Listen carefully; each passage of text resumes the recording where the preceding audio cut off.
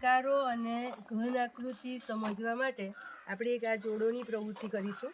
એમાં મેહુલભાઈ આપણી સાથે છે. એને હું 15 સળી અને આવા 3 પાંખિયાવાળા 10 જોઈન્ટર આપું છું અને એને કહું છું કે તારે જેવી આકૃતિ આમાંથી તૈયાર કરવી હોય એવી આકૃતિ તૈયાર કર. આ બધી વસ્તુ સળીને જોડીને કોઈ એક આકાર તૈયાર કર.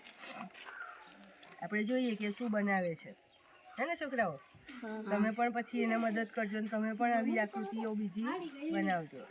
બહુ સરસ. 2 સળીની મદદથી એણે અત્યારે બનાવ્યું છે. આટલા બધા જોઈન્ટરનો ઉપયોગ કરી લેજો, બરાબર? અને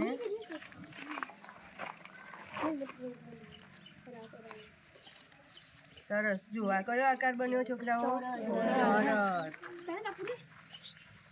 હવે શું કરે છે તે પણ આપણે જોઈશું કે ચોરસની સાથે જોડતા જોડતા બીજો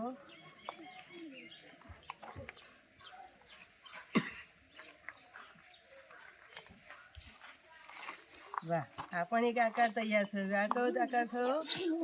ચોરસ. 2 ચોરસ તૈયાર થયા. શું બનાવે છે મિહિલભાઈ તે આપણે જોઈશું.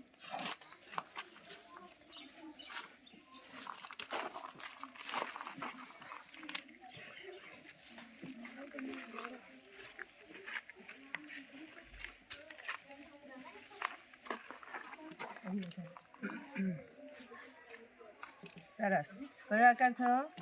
બીજો ચોરસ થયો. બધા ચોરસ ચોરસ બનાવીને કંઈક જોડવાનો લાગે છે, આપણે જોઈશું.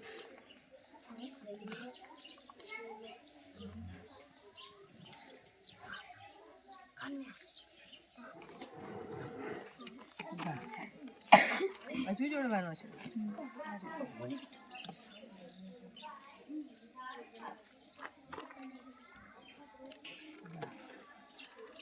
ખૂબ સરસ આકાર બન્યા. જુઓ કેટલા ચોરસ બન્યા ભાઈ?